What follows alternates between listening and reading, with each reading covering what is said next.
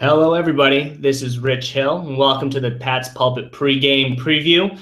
As always, I'm here with Alec Shane. We're about to talk and break down the New England Patriots against the Miami Dolphins for Week 2 of this NFL season. But before that, Alec, how you doing? I am all right, my man. It is a beautiful fall Sunday here in New York City. I got a little hydrated last night, not going to lie, so it's a little rough today, kind of dragging a little bit. A lot of liquids in me, celebrating a nice Saturday night, but that's okay. I'm not going to complain because winners persevere. Oh, you got to keep fighting through it. You're probably a little bit like Tom Brady right now. I'm sure that he was at the University of Michigan this past weekend. He probably dropped by a frat party or two. That's what I would do if I were Tom Brady. Indulge yourself in a cup of coffee and a strawberry. So, live it up a little bit. But before we talk about the Patriots taking on the Miami Dolphins, we have some other games that we want to talk about around the league. Specifically, we can start off with the Thursday night game between the New York Jets and the Buffalo Bills. The Jets won that game 37-31, and it's been all sorts of downhill for the Bills afterwards. They fired their offensive coordinator, I think it was Greg Roman, but I think that this little story just blows my mind, is that he got let go. And the very last thing that the coaching staff and the owners had him do before they fired him was take a team photo. That's insanity to me. They said, all right, we're going to take a team photo, and then you're fired. That blows my mind. Yikes. That's I wish there was some kind of equivalent to that. It's like, it's when like you ask your girl out and she says yes, and it's like, I'll meet you at like the Chuck E. Cheese. Then you go to the Chuck E. Cheese and she doesn't show up, I guess. From personal experience, I know things like that. It's just, yeah. Listen, Rich, you get girls wherever you can when you're a guy like me. All right, I don't want to hear it. Yeah. So anyway, the game was pretty ugly. We saw that the Jets offense, they kind of took off a little bit. They had some success after a little bit of a scare early on. It looked like Brandon Marshall suffered a knee injury early in the game. But the game wasn't really close. They took a big lead early on in the second quarter. They were up 20-7. I know that the Bills kind of chased back a little bit. They had a blown touchdown, a 71-yard pass to former Patriots wide receiver Greg Salas, who was the wide receiver that ESPN's Mike Reese once thought would get like 68 receptions with the Patriots. That didn't happen. But he knocked a 71-yard pass from Tyrod Taylor to score a touchdown. And then like the next drive, the Bills returned a fumble for a touchdown. So that's how they took the lead. It was all the Jets after that game. So I think that ultimately, Alec, did you have any takeaways from this? Are you concerned about either of these teams in the AFC East? The Bills, definitely not. I think the 12% is the number of teams that start 0-2 and make the playoffs. So their season is more or less already over. They just fired their offensive coordinator, like you said.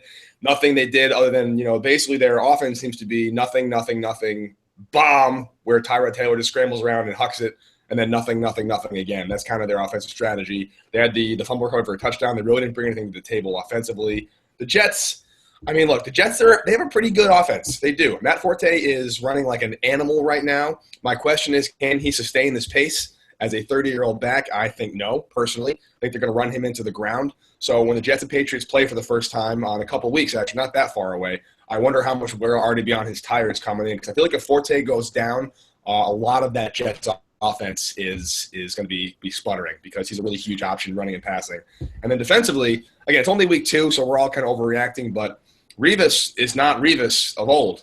Based on what we've seen so far, their secondary isn't quite what it used to be. Their front line is still ridiculous, but a good front line and a weak secondary is kind of a great way for the Patriots to go in there because those quick passes, those quick releases, those quick screens can just eat apart the secondary and not giving the front four enough time to rush in. So based on what I've seen so far, I think the Bills are done, and the Jets are very dependent on a 30-year-old back who they are running very, very hard right now. So good luck to them keeping that up. Yeah, and my thought on the Jets is that they were the oldest, or one of the top 3 oldest teams in the entire league last year, based off of who they relied on. They had Nick Mangold at center, they had Brickashaw Ferguson at left tackle, they had Fitzpatrick, they had Marshall and Decker. They had a really old team, and now a lot of these players are gone. Brickashaw has retired. I think on defense, Calvin Pace is no longer there, so they're kind of getting younger. But as you said, I mean, they're relying heavily on Darrelle Revis in the secondary, and he has not looked good. And in week one, I kind of gave him a little bit of an excuse because he looked like he was struggling against A.J. Green, who's a top 5 wide receiver in his own right. So, I'll allow it. I know it was like he was going to get him posterized, but maybe he just had a bad day. But this time he was looking bad against some pretty unimpressive players. Against like Marquise Goodwin, who is a sprinter, to be fair. That was my question too. Well, we'll touch on that one. But I mean, to go back to the point, Revis wasn't doing great against some of the second tier players for the Bills. So if he's not doing well, I don't know how this Jets defense is going to thrive because, as you said, they have a tremendous defensive line. They have Leonard Williams, who looks like a star. They have Muhammad Wilkerson and Sheldon Richardson. They have a lot of really talented players there. But the rest of their defense is bad. I mean, we can just say that right now. They have not been good. Anytime that the Bills had 2 70-plus yard touchdown passes on them, I really wonder if Tom Brady and Chris Hogan are going to connect a few times or if Rob Gronkowski's going to eat. But going a little bit back to what we were saying with what was happening with Revis, is that he was playing Marquise Goodwin, who is a former Olympic sprinter. This kind of just speaks a little bit to the Bills' coaching ability. And, they just fired their offensive coordinator because they didn't like the boom-bust aspect of it. They were just throwing out passes. You have to connect on a 70-yard bomb if you wanted to score in that offense. And they didn't like that. They wanted something a little more consistent. They wanted to attack all the levels of the field. But if you're Todd Bowles and you're the head coach of the Jets and you have your defensive coordinator, Darrelle Revis' skill set, right? You know that he has never been good with speedsters. He's never been someone that can face someone with 4.3 speed and hold them.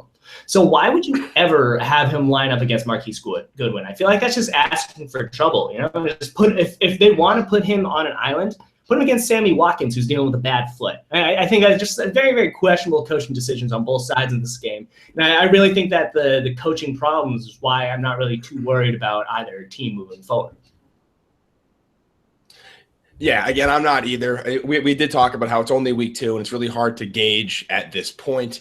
But what I've seen from the Jets against the Bengals, they basically blew that game. They could have won that game, which is saying something. You got to give credit there where credit is due. But the Bills, I haven't seen anything out of them that makes me even remotely worried about them. I do have a theory, Rich, and that theory is that Rex Ryan might know he's on the way out, and this might be his last time to win a game at Foxborough. So he's actually given up the first 3 weeks. He hasn't game planned for a single team that isn't the Patriots, and he's throwing everything he has into the week 4 matchup at Foxborough, and it's going to be the most elaborate, complex offense, defense you've ever seen, and then he's going to just ride out into the sunset. We'll never hear from him again. Oh, he's going to be carried off the field. The Bills are just going to put him on his shoulders. They're going to take 10 of them, but they'll do it. All of them will join together, put the entirety of Rex, just march him off the field. That has to happen. He has no chance of beating the Patriot. I mean, he's just not a good coach. I don't know how he hasn't been fired yet, although, to be fair, he's only 2 games into his second year as the Buffalo Bills head coach. He's reportedly getting paid $5.5 million. And the Bills are going to have to pay the rest of his contract because that's how contracts work for the coaches, is that it's not like you're cut and you're home free. The Bills are going to have to pay him $5.5 million per year for the next 4 years, regardless of whether or not he's working for them. And so I think that for a little while longer, I'm just curious to see that they have a game against the Cardinals next week, and I think the Cardinals are going to be angry, and I think the Cardinals are going to take it out on the Bills, and then they come visit the Patriots. And so there's a very real chance that the Bills start 0-4. And I think that if that happens, Rex has to be gone. They have to move forward. I think today the owners of the Bills, so the Pegulas, they sat down with the key players on the Bills roster without Rex Ryan there. So they brought in these key players and they sat them down and talked with them. And I think that shows where Rex stands with this one. I don't know if it was giving a vote of confidence to the players, but I think that it's not a good sign for Rex if the owners are doing this without him there, because in my opinion, without knowing anything, I would speculate that the owners are there saying, hey guys, give us another year. We're going to get a real coach in here. Don't just play out this year and take care of you. But until then, you're stuck with Rex. Yeah, I mean, I think the only saving grace, I think the only ace in the deck that Rex has left to play is that he just got the lap band removed from his stomach, which means Fat Rex could be on the way. And Fat Rex is a very successful coach. He made it to 2 back-to-back AFC Championship games. So maybe it's some kind of like Samson hair and fat thing he has going on. But that's just a theory. Who knows? Bottom line is Bills and Jets are probably not going to be a factor later on in the season. But 2 teams who are going to be a factor later on in the season are actually playing today. Big AFC North matchup. Steelers, Bengals. I believe Steelers are at home against Cincinnati. Steelers are 1-0. Looked really good against Washington on Monday night. Bengals looked good too. Pulled out a late kind of come from behind victory. Should be a fun matchup. Early thoughts on this game, Rich? I mean, this is going to be a big one. I think that this will have long-standing implications for the rest of the season because whoever wins this game is my pick to have one of the bye weeks. And then the other one is going to have one of the wild cards. So for these 2 teams specifically, they have to be very, very concerned about winning this game because if they win the division, then at least they get a home game or 2 in the playoffs. So I don't think that the Ravens or Browns are really going to be around for too much longer. And I don't think that there's too much depth in the AFC with regards to playoff teams. So I think that those 2 teams are really fighting it out. And I think that they're interesting rosters. I think that the Steelers right now, they're still dealing with suspensions, but so long as they have Roethlisberger and Antonio Brown, they're going to have a really good offense. And D'Angelo Williams is somehow still producing at running back, even though he's probably 55. He's still doing it out there. And then they don't really have that great of a defense, but they make do. And the Bengals are on a different kind of spectrum. They have a pretty good defense. I think they've been top 5 for the past few years. They've been very, very consistent there. And they had a lot of offensive turnover. You know, they lost Mohamed Sanu. They lost Marvin Jones. Tyler Eifert's not out there because he's their tight end dealing with an injury. But A.J. Green has been a star. Brandon LaFell, former Patriot, has been looking pretty good with them. He's been able to contribute, and they have Giovanni Bernard and Jeremy Hill on that offense. So I think there's a lot of talent on both sides of these teams. I think that the Bengals are a more rounded team just based off of their defensive ability. And when it comes to the playoffs, for every team other than the Bengals, a good defense helps you a long way. So I'm very curious to see what happens here. My initial thought is that I think that the Steelers are going to eke away with a win here. I just believe that Roethlisberger and Antonio Brown are probably one of the most unstoppable duos in the entire league. So I think no matter what the Bengals do, the Steelers are going to be good for 25 points. It's just a matter of whether or not Andy Dalton and A.J. Green can put up enough points to compete. Yeah, I agree. I think the Bengals and Steelers split the series. The home team wins both games, and since Pittsburgh is at home here, they take this one. Heinz Field's a tough place to play. The home crowd is pretty strong in there. And yeah, and Antonio Brown is just an absolute monster. Real fun to watch him. I'm with you. I have no clue how. I think D'Angelo Williams and Jonathan Stewart, actually former Panthers, they've both been in the league for like 15 or 16 years, and they're still just churning away. It's pretty remarkable. There are certain players in the NFL where they've been there forever. And they haven't been there for that long in reality, but it just feels like they've been around forever. Like Pac-Man Jones, another one example. There's certain guys you just think they've been around for a long time. The running game is strong. That's even without Le'Veon Bell coming back. So they should be a team to watch going forward. Ravens play the Browns, as you mentioned. That's not going to be much of a game. I feel like the Ravens take that one, and it's just going to be a pretty straightforward one. The problem is the Steelers and Bengals are playing at 1 p.m., so hard to really focus on that game while the Patriots play the Dolphins, which we'll talk about in a minute. But the last game I'll talk about before we get to that, Rich, is an interesting one, and that is the first Peyton Manning-less Colts-Broncos matchup since 1990-something, which is pretty amazing. 2 teams that I think are headed in opposite directions in a lot of ways, but it should be a curious matchup to see a kind of quarterback well in Andrew Luck against a defense that is useless versus a quarterback who's new and getting his feet under him with a defense that's awesome. So it's kind of like a strength versus weakness and weakness versus strength kind of matchup here. Thoughts on this game? Yeah, my thought is that this game plays exactly into Andrew Luck and the Colts' strengths. You know, he is the gunslinger. He's out there. I don't think that he is going to be able to win this on his own. I think the defense is going to have to make a play or two. But I think that this feeds into what his ability is. I think that he's been a thorn in the Broncos' side for some time. And I think that, as you said, it's strength against strength, weakness against weakness. I think that Andrew Luck, he has T.Y. Hilton, they'll have Dwayne Allen. They got some players out there, even Frank Gore. If their offensive line doesn't just fall asleep, if the offensive line can give Andrew Luck 2 seconds, if they can give him provide enough blocking for Frank Gore out of the backfield, then they should be okay. I don't think that this Broncos offense, they were really, really fortunate in the opening game against the Panthers. Trevor Siemian is not very good. They have tremendous skill players. Demaryius Thomas, who is dealing with a hip injury, by the way. Demaryius Thomas might not be fully healthy and available, but they'll have Emmanuel Sanders. CJ Anderson. I mean, you have some players there that are going to be able to contribute, but I trust the Colts offense more than I do the Denver offense. And I think that at the end of the day, I think that Andrew Luck and company will be able to pull it off. I wouldn't be surprised if this was like a high 20s, low 30s game, but I think ultimately Andrew Luck's going to pull it off. Yeah, I mean, I think the Colts are also more in desperation mode. You lost to the Lions week 1. You go deep in a hole 0-2 against the Lions and the Broncos. That's just not only a hard hole to climb out of win-loss wise, but it's really demoralizing to go down like that the way they have. So I think they have a lot more to prove and a lot more to lose, and they should be able to do it today.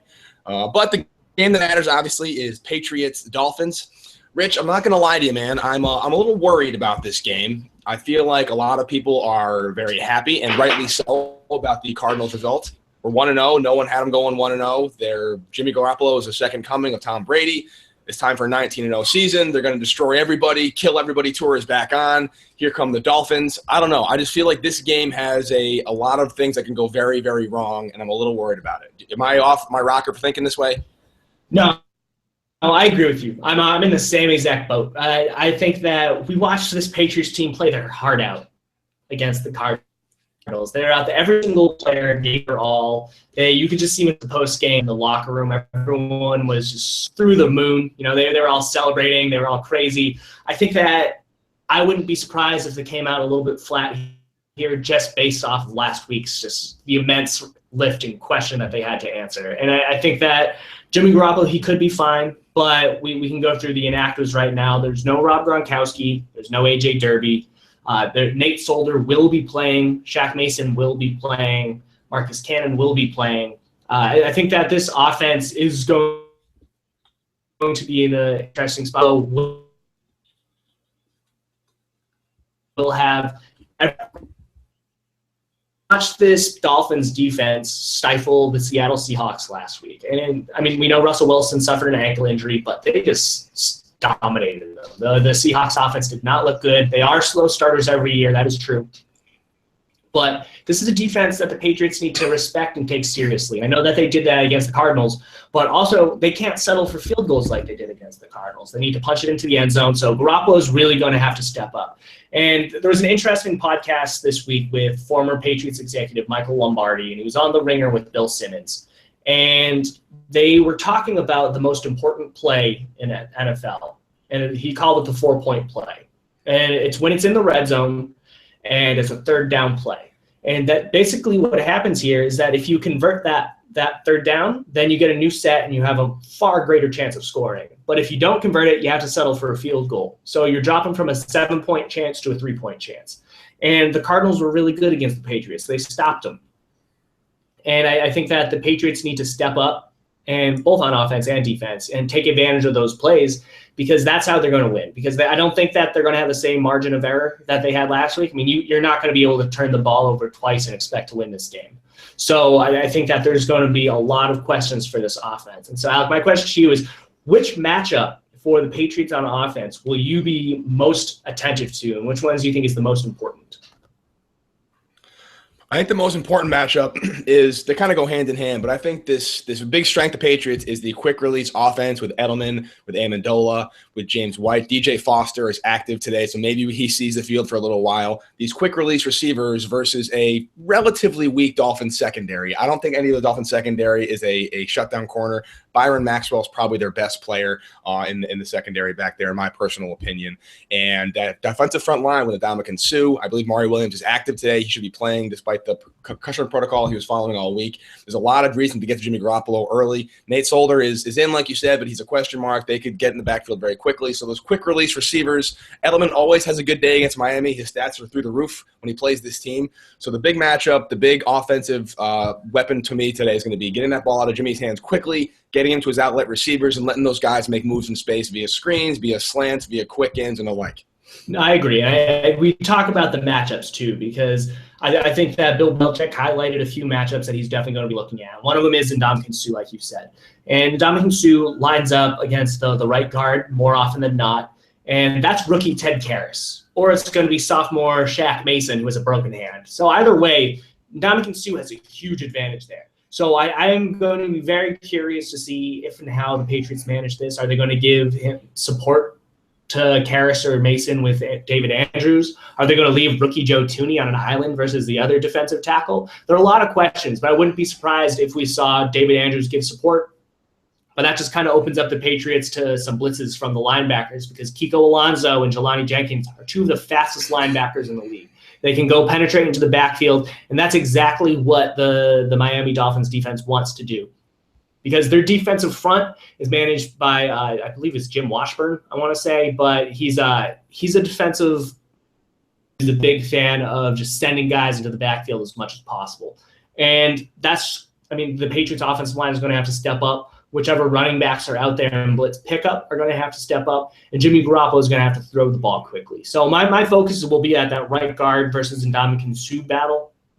And then for everyone else, I'm curious to see if and how Julian Edelman and Chris Hogan and Danny Amendola, I think this is going to be a big game for them. I think that Julian Edelman is going to be good for 100 yards today. I think that he's going to be very, very heavily leaned upon. I think that we're going to see a little bit of Danny Amendola as well, because I don't think that the Dolphins have great depth at the cornerback position. So I think that the Patriots are going to spread this Dolphins defense out. They're going to try and sling the ball as quickly as possible. So they have three good guys that they can rely on, and then Malcolm Mitchell's a youngster. So you have your Hogan, Edelman, and Amendola.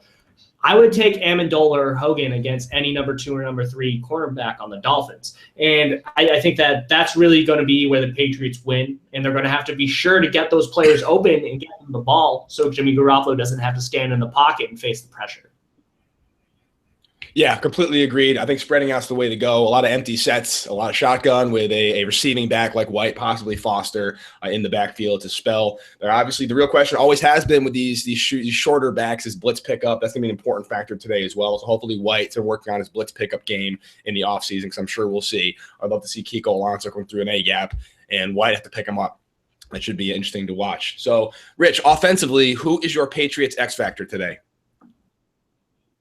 Oh, man. Other than Ted Karras, I think that it's going to be a really important battle. I think that I'm actually going to point to Martellus Bennett. I think that Bennett is going to be important because they're going to be dealing with question marks on that offensive line. Whether it's Nate Solder coming back from the hamstring, whether it's Marcus Cannon battling whatever lower leg injury he suffered, or whether it's the kind of unproven Cameron Fleming, the Patriots are going to need their tight end. They're going to need Martellus Bennett to stay inside, help chip block a little bit. And then also in the past, the Patriots have had really, really great success using their tight ends against defensive coordinator Vance Joseph, came from Cincinnati. The Patriots have had a lot of success using tight ends against both the Dolphins and the Bengals defense. So I think that the tight end in the passing game is going to be crucial. And so I think that Martellus Bennett he's going to have an encore performance because he was a tremendous blocker last week against the Cardinals. But I think he's also going to have to show up as a receiver. He can't just put up 14 yards on 3 catches like he did last week. Not his fault. But I think we're going to need at least 50 yards out of him if we're going to expect the offense to have some sort of reasonable production. Yeah, no, I think it's a great call. Bennett is going to be, I think, another blocking tight end day for him today, depending on how dominant the Dolphins D-line is against this relatively unproven, I guess, Patriots offensive line. I'm going to keep it really straightforward and obvious with my offensive X factor, and it's going to be Jimmy Garoppolo. I'm very curious to see how he not bounces back, but how he responds to a strong week and a lot of praise going into him. If you look at the week 1 pregame storylines, what will Jimmy Garoppolo do? Can he fill Tom Brady's shoes? Is an untested quarterback going to make it? Now it's kind of like Jimmy G, look at him go kind of thing. And I'm very curious to see how he responds to the spotlight, how he responds to the home field kind of energy and crowd that's going to be behind him, supporting him. And as you said, the Dolphins front four is very aggressive and they have a lot of blitzing linebackers. They can get very confusing with their looks and their packages. So I'm looking for a lot more pre-snap reads, a lot more audibles from Jimmy Garoppolo, audible to run, audible to pass. Can he motion guys correctly? Can he make sure the cuts are there? So I think a big test for Garoppolo today, not only mentally, but physically as well. Yeah, no, I agree. I think that, as you said, the key aim for the offense is the quick attack, whether it's quick passes to the outside. I wouldn't be surprised if we saw some quick dump-offs for the running backs to try and take advantage of how aggressive this Dolphins defensive front can be. But again, the entire core of this Dolphins defense is pretty strong. You have a good defensive tackle in Sue, 2 good linebackers in Jenkins and Alonso, and a phenomenal strong safety in Rashad Jones. So attacking up the middle of the field might not be the best. Garoppolo's going to have to stand up, deliver some throws that he might not have looked too great on against the Cardinals. He's going to have to deliver the sideline passes. So that's going to be something very interesting to monitor. Side of the ball. Alec, what are your thoughts on this matchup?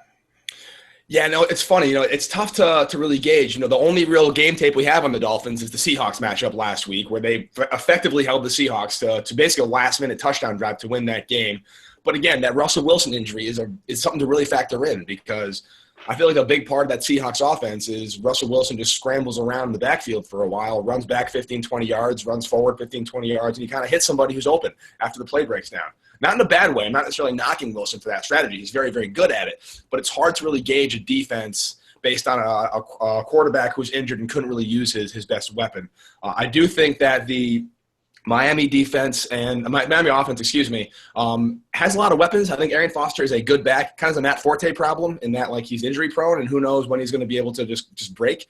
I think Tannehill's actually an underrated running quarterback as well, and they get a good receiver back this week they didn't have last week. So there's a lot of things that we don't really know the answer to just yet. However, I love the Patriots front line. I think with Marquise Pouncey out their center today, that causes very, very well for the front four interior pass rush. No Dante Hightower, which is rough, but that leaves the door open for maybe Jonathan Freeney. Barkevious Mingo could have a big day today potentially if they want to substitute him in there. And I like the secondary matchup. I think Logan Ryan and Malcolm Butler match up very well on the outside against his receivers. I'm very curious what Pat Chung does today. I think he's kind of my defensive X factor, actually, Pat Chung, how they play him. Are they close to the line? Is he going to be a linebacker more than a safety, or a safety more than the linebacker? So I think that on the interior of this Miami offensive lines, where all the pressure is going to be, kind of force Miami to the outside and crash the gaps that way. So I like what I've seen so far, but again, it's a lot of things still up in the air based on the Seahawks game that wasn't really a true showing of what the offense could do in Seattle. I agree. I think that with Hightower out, Bill Belichick actually just joined 98.5 Sports Hub like 2 seconds ago and said that Jonathan Freeney is going to be the primary replacement for Hightower in the defensive center to watch. Beyond that linebacker spot, I do have some concerns a little bit. I think that a couple of really good players, as you said. I mean, I think Jarvis Landry is one of the top 2 or 3 slot receivers in the entire league. I think that he's going to find a way to produce unless the Patriots focus their attention to him. But I'm also a little bit concerned with Arian Foster because he's in there in the Adam Gase offense. Adam Gase has had a pretty good history against the Patriots with the running backs, with whatever zone outside runs that they use. They're able to stretch the Patriots defense thin. And that's where the loss of Dante Hightower comes into play, because Dante Hightower is one of the Patriots' top run defenders. Jonathan Freeney is not. Jonathan Freeney is a bad run defender. And so if the Dolphins come out there and they say, we're just going to run the ball to try and stop us, I don't think that bodes well for this Patriots defense. And I don't think it would be too long before the Patriots decide to sit Freeney in favor of Shea McClellan or something like that. But those are the only 2 players that I'm really super concerned about. I think that if I were the Patriots, I would put Logan Ryan on Devontae Parker on the outside. He's coming back from an injury. I don't think that he'll be fully 100% quick out there, so I think that would be a good matchup for Logan Ryan. I'm curious to see what the Patriots learned from last week against the Cardinals. And we know that Bill Belichick himself came out in the press conference, and multiple people have said, I know Michael Lombardi came out and said that he was surprised how the Patriots did or actively did not double-team Larry Fitzgerald in the slot. And Belichick came out and was like, he killed us out there. Fitzgerald was producing in the slot against Logan Ryan. It was not a good matchup. I personally don't think Logan Ryan has the closing speed to be a good slot corner. I think that Justin Coleman would be better in that position. But if I were the Patriots, I'd play the numbers here. The Cardinals had Michael Floyd. They had Fitzgerald. They had the Browns out there. They had running back David Johnson. They had a whole plethora of receivers out there that could cause damage. I don't think that the Dolphins have that. I don't think that they're that much of a threat in that capacity. So I wouldn't be surprised if the Patriots designated at least 2 defenders to bracket Jarvis Landry, to remove him from the game. We talk about how Bill Belichick says that they want to remove what the opposing team is best at. Jarvis Landry is what the Dolphins are best at. They gave him the ball, and he makes a play. So if I'm the Patriots, I try and find a way to stop him. So my X factor on defense will be whoever lines up across from Jarvis Landry, and if they can stop them. I think that it should be Coleman. Maybe it'll be Malcolm Butler. I would not be surprised if that happened either. Yeah, interesting. Tell you the real X factor overall, offensively, defensively, just game-wise for me, is if we remember back to 2008 when a Patriots backup went on the road to a very loud Kansas City stadium and beat the Chiefs, and the Patriots fans were all breathing a huge sigh of relief that the backup was capable and we're going to be okay even without Tom Brady. Here we go, back on the schneid. Then Miami Dolphins come to Foxborough in week 2 and unleash the Wildcat offense and beat them 38-13. I believe the offense just destroyed the Patriots defense. It was a huge slap in the face, a big knockdown to earth. And my question, I guess, X factor, is Miami going to unleash some kind of new weird offensive package for this week 2 for a nice little bookend of backup quarterbacks in week 2 against the Miami Dolphins? We know that the Dolphins have in their playbook. It's going to be the triple Tannehill option. As I said, they have 2 good players. They have Arian Foster and Jarvis Landry. They're going to put them in the backfield with Ryan Tannehill, run the Georgia Tech triple option out there, see if they can just catch the Patriots off guard. That would just be absolutely heartbreaking. It would be a kick in the stomach if the Dolphins came in there and just uncorked something that the Patriots had never seen before. That'd just be a really bad look. But Alec, do you have any final thoughts on the matchups for this game or any particular players of note before we go to the score predictions? I just hope the Patriots defense can generate some turnovers today. You don't want to go 0-2 in the hole for turnovers. They kind of got lucky to beat the Cardinals in that respect. And when Ryan Tannehill throws more than 1 pick, he is 1-13 career. So hopefully they can force him to throw and make some mistakes. Should be a good day for the Patriots. But yeah, predictions. Last week, we both picked the Cardinals to win. You had them winning 27-23. I had them winning 20-14. So we both get a big fat F for last week, meaning the score's been reset. And we're back to you with the first pick. Patriots, Dolphins, 1 p.m., less than half an hour away. Who do you got? Nice. So we get to punt last week. So that's what I said. The Patriots were going to punt last week. So this week, the Patriots are 6.5-point favorites. I personally think that a lot of the signs point to the Dolphins giving the Patriots a big run for their money. With that, I still think the Patriots are going to win. I think that I'm just going to go against my gut because my gut proved me wrong last week. I think that the Patriots are going to come out here. They're going to win by double digits. So I'm going to go ahead and say that the Patriots are going to win 28-17. Rich, you son of a jerk. I was going to pick the Patriots 27-17, and now I can't do that. That's why it's important to get these first picks in. You have the whole gamut of the whole thing. So I have to on the fly, I have to pull Tom Brady. Yeah.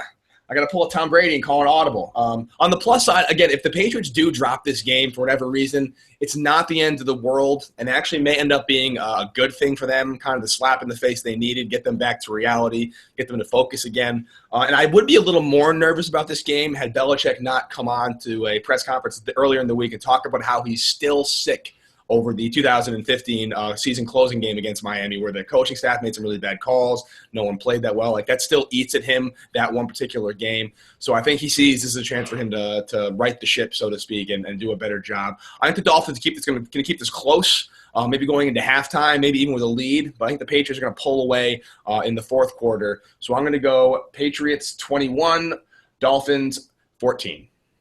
Nice. Well, we have both of them winning. I hope that everyone remains healthy this game. This is going to be important. They're playing on a short week. They have the Texans on Thursday. So the players that are not playing this week that are injured, so we're talking about Jonathan Cooper, we're talking about Rob Gronkowski. These players that are nicked up, Donta Hightower, it's a short week. They might not even play next week, or I guess this Thursday against the Texans. So everyone needs to stay healthy because it's going to be extraordinarily important. They can't afford any other injuries before that game happens. This is going to be a big slugfest. So, Alec, you enjoy the game. You too, bud. All right. Later. See ya.